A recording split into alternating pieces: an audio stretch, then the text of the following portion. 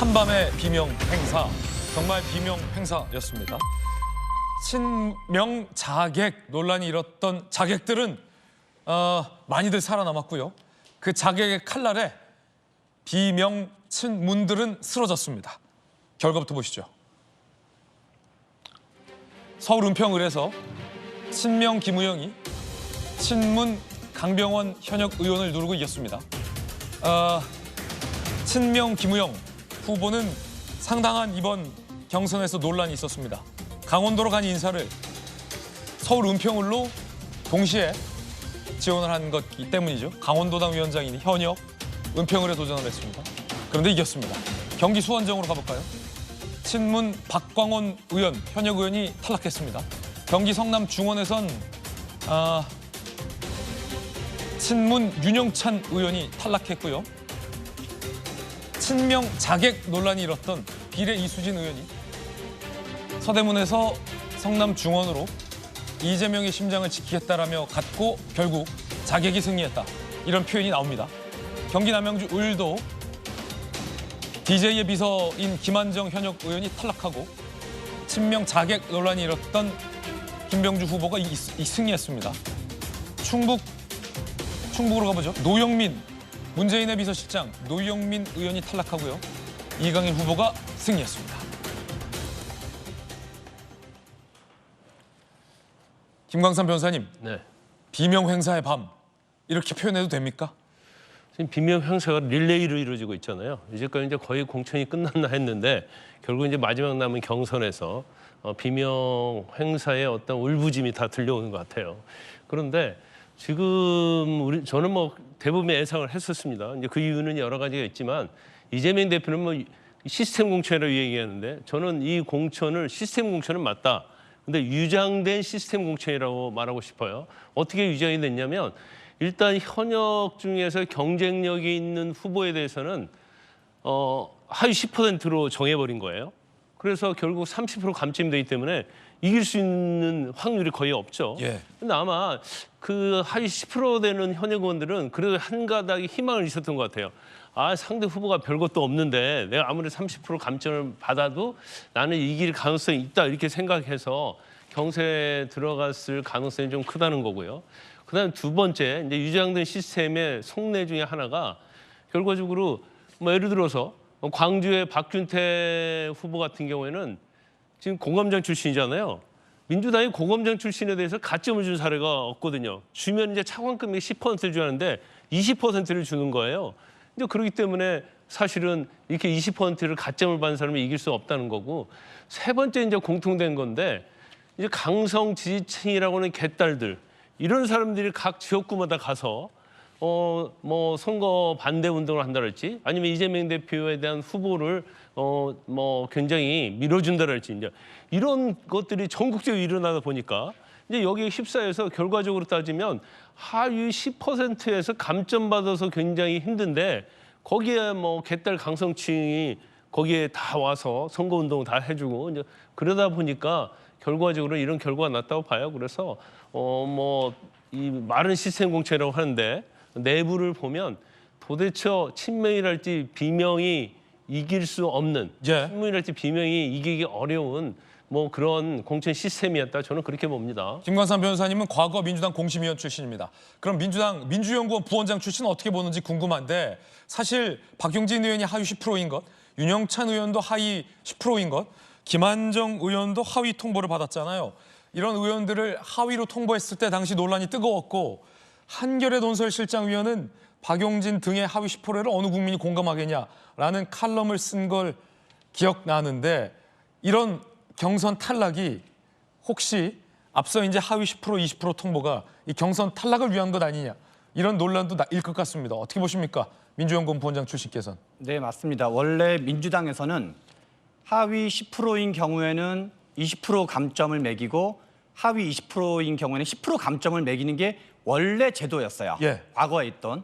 그런데 체포동의안 논란 즈음한 이후에 이재명 대표가 주도해가지고 하위 10%인 경우에는 마이너스 30% 감점. 그러니까 다 10%포인트를 다 늘렸어요. 예. 하위 20%는 20% 감점. 그래서 당시에 박용진 의원 등등이 아니 선거를 앞두고 갑자기 룰을 바꾸면 어떡하냐. 라는 이제 항의를 한 적이 있었는데요. 그러면 현역의 뭐 박용진이나 윤영찬 의원 등이 상대 이른바 친명 후보에 비해 경선에서 30% 많이 나와도 똔똔이라는 거죠.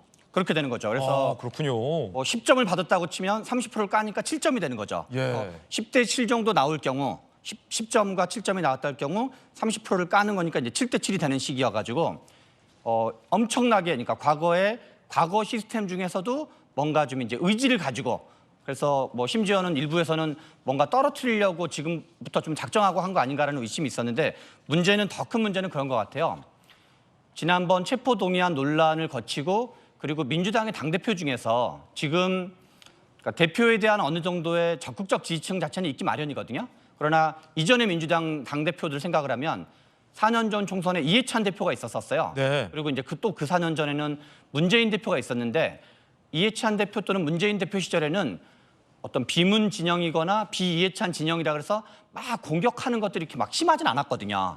어떤 당연히 이제 정치 지도자에 대한 적극적 지지층은 항상 어느 곳이나 있기 마련인데 그러나 이재명 대표가 들어온 뒤로 소위 말하는 뭐 개딸 또는 뭐 표현을 달리하더라도 팬덤 정치 이런 것들이 너무나 격화되면서 어떤 친명이냐 아니냐가 마치 당 내가 좀 되게 갈라졌다 그럴까요? 그래서 진보와 보수의 정치 양극화만 된 게 아니라 친명과 비명의 정치 양극화를 지도부가 좀 약간 주도한 것처럼 모양새가 돼버렸거든요.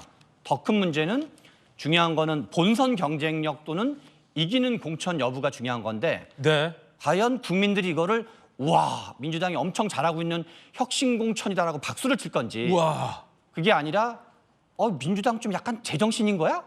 그 앞에서 말씀한 것처럼 박용진 의원이 하위 10%를 받은 거를 한겨레 신문이든 경향신문 등등이든 민주당 지지자들도 예. 잘 이해가 안 가거든요. 그래서 이런 점에서 민주당 지지자 및 국민 대다수가 소위 말하는 중도분들까지 포함해서 이거를 과연 박수받을 만한 결과인지 비난받을 결과인지 돼서 민주당의 핵심 지도부들은 뭔가 좀 고민이 필요하지 않나 이런 생각이 듭니다. 민주연구원 부원장 출신께서 개인적인 견해를 주신 겁니다. 본선 경쟁력이 있는 후보가 올라간 거냐라는 질문에 과연 어떤 민주당 지지자가 그렇다라고 박수칠지는 모르겠다라는 말씀이신데요. 여러분은 어떻게 생각하십니까? 이번 경선에서 논란이 됐었던 친명 자객 논란이 일었던 인사들은 많이들 살아남았군요. 대표적인 인사가 바로 이재명의 심장을 뺏길 수 없다며 윤영찬 의원에게 도전장을 내건 서대문 갑에 출마하겠다라며 활동을 하다가 돌연 경기 성남 중원으로 옮긴 이수진 의원이 윤영찬 의원을 누르고 승리했다는 겁니다. 역시 윤영찬 의원은 의원 평가 하위를 통보받았던 인사입니다. 자, 보시면요. 서울 광진갑에서 이낙연계 인사로 분류됐던 전해숙 의원이 떨어지고 친명 자객으로 분류됐던 이정원 후보가 이겼어요. 은평을에서는 강병원 의원이 탈락했고요. 친명계인 민주당 강원도당 위원장의 김우영 후보가 이겼습니다. 그리고 김한정 의원이 탈락하고 친명 김병주 의원이 이겼고요. 논란의 이수진 의원이 윤영찬 의원을 이겼습니다. 이재명의 심장을 뺏길 수 없다. 김유정 의원님. 네, 결국 심장을 지켰군요. 지키게 됐네요. 이수진 의원은. 네, 이수진 의원이 지키게 된 것 같고요. 근데 이제 결과를 놓고 보니까 어젯밤에 저도 이제 굉장히 관심을 갖고 밤늦게까지 기다렸다가 결과를 봤었는데 소위 비명 의원들이라고 하는 사람들이 한 7명 현역 중에 떨어진 것 같고요.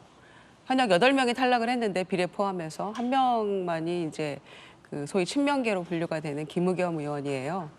김의겸 의원 같은 경우에는 그 동시에 나와서 예비 후보로 뛰었던 최이배 전 의원이 지지 선언까지 하면서 이제 접고 그렇게 도움을 주고 했었는데도 또 탈락을 했거든요. 그럼 또 이건 어떻게 설명할 거냐의 문제도 있는 거예요. 그래서 저는 이제 뭐 하위 10%의 감점 30% 이거 어마어마한 점수거든요. 네. 그걸 뚫고 박용진 의원이 경선 간 것도 저는 참 대단하긴 한데 결선 결과가 또 참 자목 궁금하기도 하고요. 쉽지 않은 싸움을 아마 하게 되는 거다 생각하고 그렇지만 그 뭐 여건에 대해서 그 조건에 대해서 여러 가지 얘기할 수 있습니다만은 결국에는 다 경선을 거친 거고요. 네. 경선을 통해서 결과를 그 받아놓고 그 부분은 또 수용할 수밖에 없다고 저는 생각을 합니다.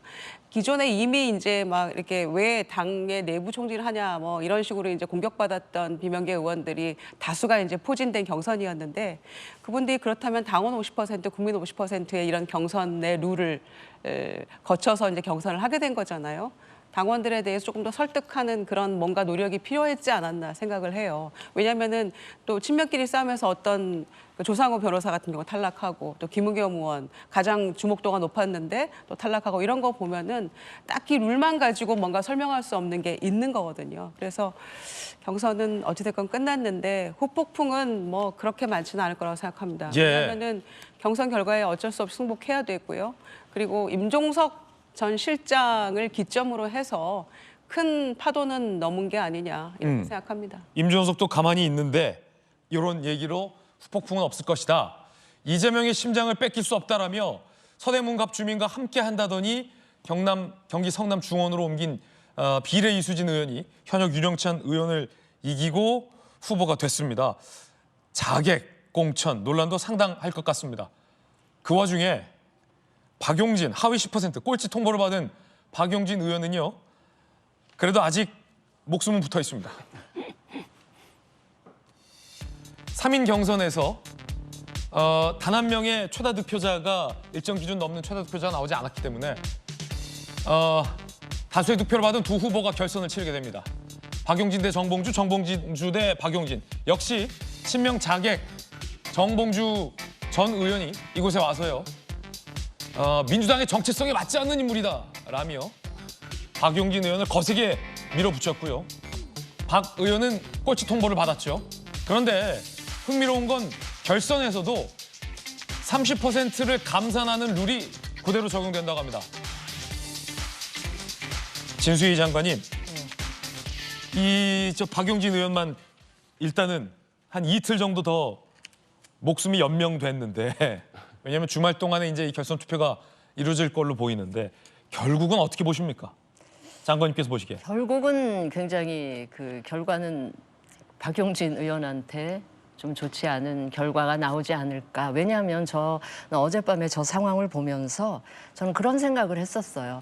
이제까지 민주당이 해온 전략 공천이라고 하는 거는 이재명 대표 생각이나 당 지도부의 생각을 그대로 반영하도록 컷오프 한다든지 이렇게 찍어내기를 하는 게 가능했지만 혹시 경선은 조금 이변이 있을 수도 있지 않을까라는 생각을 했었는데 혹시 경선엔 한 명이라도 이변이 좀 있지 않을까? 있지 않을까 그런 생각을 했었는데 제가 어젯밤 결과를 보면서 야 민주당의 저 권리당원의 구성 그리고 그들의 힘이 얼마나 막강한지를 저는 그 확인을 했고요. 네. 이재명 대표가 아마 대표 들어서면서 민주당 당사에 당원존이라는 걸 아마 만들었을 겁니다. 네. 그래서 늘 브리핑할 때 보면 뒤에 당원존이라고 하는 이 그 현수막도 보이던데 그런 걸 보면서 야 민주당이라는 게 이 당심과 민심의 괴리가 상당히 큰 거 아닐까 이런 생각을 예. 했어요. 그렇다면 앞으로 이 그 선거가 진행될 때는 모든 주민들이 다 같이 투표해서 결과가 나오는 거 아니겠습니까? 네. 그러면 민심과 당심이 저렇게 괴리되어 있다면 과연 민주당 후보들의 확장성은 특히 이제 수도권 중심으로 확장성이 과연 있을까? 네. 이 상황을 선거의 키를 쥐고 있는 중도층 유권자들은 어떻게 바라보고 있고 어떤 선택을 할까? 예.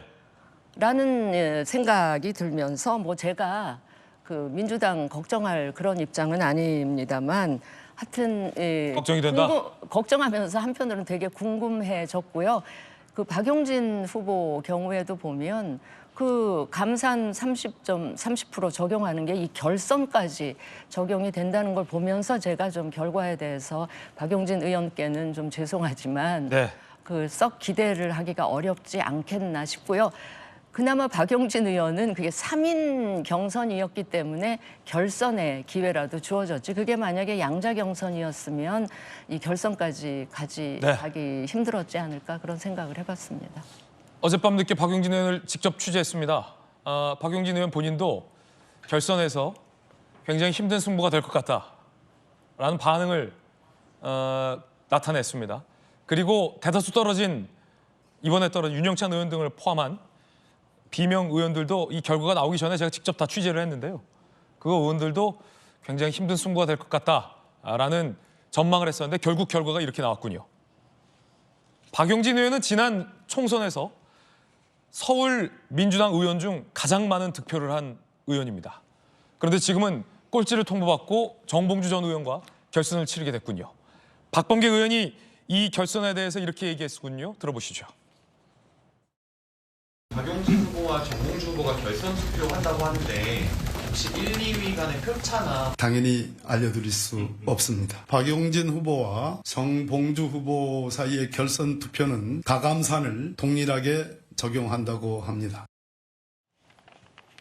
그러면은 김광삼 변호사님, 네. 30% 감점이 저 결선에도 적용되는 거니까 박용진 후보 입장에서는 쉽지 않겠군요.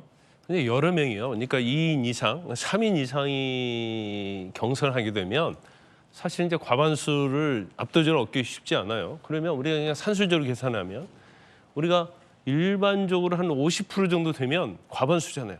그러면 엄청난 점수예요. 50%밖에 어려워요, 경선에서.